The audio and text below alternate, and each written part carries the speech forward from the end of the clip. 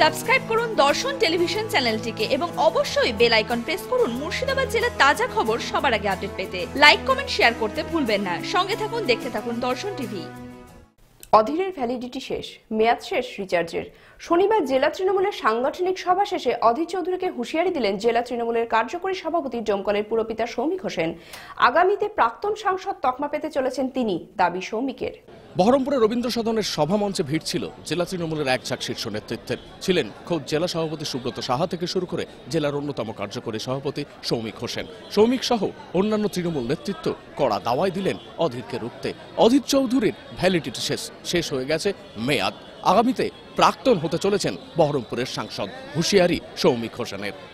16ই March আমাদের একটা জনসভা আছে এবং আগামী দিনে মুর্শিদাবাদ জেলায় 3টে লোকসভা সিট আমাদেরকে জিতাতে হবে এবং মুর্শিদাবাদ জেলায় যে বড় বড় কথা অধীরবাবু বলে বেড়ায় যে তৃণমূলের মধ্যে নাকি ঐক্যতা নাই, আজকে এখানে সমস্ত দলের নেতা সবাই আমরা একসঙ্গে উপস্থিত আছে। তৃণমূল কংগ্রেস এক জায়গায় আছে এবং তৃণমূল কংগ্রেস একসঙ্গেই কংগ্রেস সিপিএম বিজেপির বিরুদ্ধে লড়াই করবে।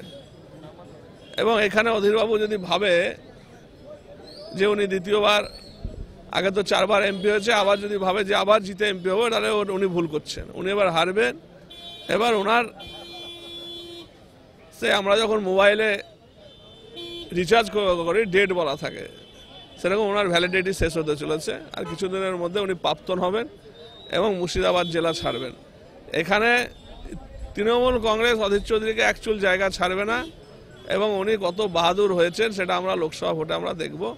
এবং আজকে পঞ্চায়েত, জেলা পরিষদ, পঞ্চায়েত সমিতি, কাউন্সিলর সবাই আমরা একসঙ্গে থেকে আজকে এই মিটিংটা হচ্ছে। ডোমকল পুরসভা মানুষের সাথে, মানুষের পাশে। জনস্বার্থে ডোমকল পুরসভা ও পুরপতি সৌমিক হোসেনের পক্ষ থেকে প্রচারিত।